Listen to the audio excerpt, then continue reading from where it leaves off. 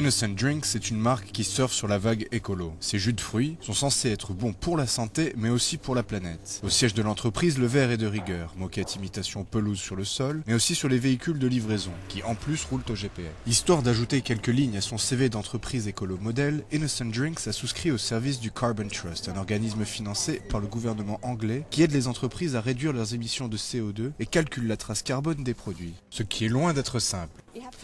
Il faut mesurer toutes les dépenses d'énergie qui rentrent en jeu de la création à la fin de la vie du produit. Au niveau de la ferme, combien d'essence utilise le tracteur, combien d'énergie pour réduire l'orange en jus, quelle quantité de déchets, quelle distance pour amener les oranges à l'usine jusqu'au consommateur, quels moyens de transport, que consomme le congélateur du magasin et que devient la bouteille une fois jetée. Résumons, un jus de fruits passion mangue, c'est 294 grammes de CO2 relâchés dans l'atmosphère. Les ingrédients viennent des quatre coins du monde, mais réduire ces distances n'est pas forcément le meilleur choix pour faire baisser l'empreinte carbone de ces jus de fruits. En effet, bien plus que le transport, ce sont la culture des fruits, la fabrication et l'emballage qui pèsent le plus dans la balance. Afin de diminuer cette empreinte carbone et rester fidèle à la charte du Carbon Trust, l'entreprise utilise désormais des emballages en plastique recyclé.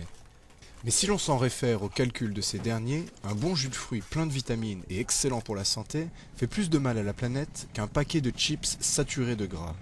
L'empreinte carbone d'un paquet de chips Walkers goût oignon fromage n'est en effet que de 75 grammes, et cela, l'amateur de chips sensible à la cause environnementale peut le vérifier d'un simple coup d'œil à l'arrière du paquet. En revanche, côté client, on ne semble pas s'emballer pour autant.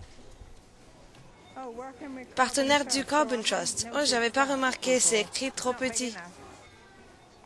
Mais comment ils arrivent à savoir combien il y a de carbone dans un paquet de chips?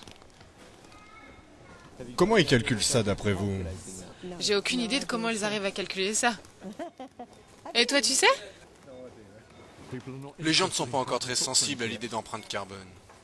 De son côté, la chaîne de supermarchés Tesco est persuadée que les consommateurs vont être de plus en plus demandeurs de ce genre d'étiquetage. Le groupe a annoncé qu'il avait l'intention d'indiquer l'empreinte carbone de l'ensemble des produits qu'il commercialise, et ce, dans les plus brefs délais. Une étude interne montre même que cette mesure va très certainement attirer plus de clients dans ces rayons. Reste à savoir si ces mêmes clients calculeront l'empreinte carbone de leur trajet en voiture lorsqu'ils iront faire leurs courses.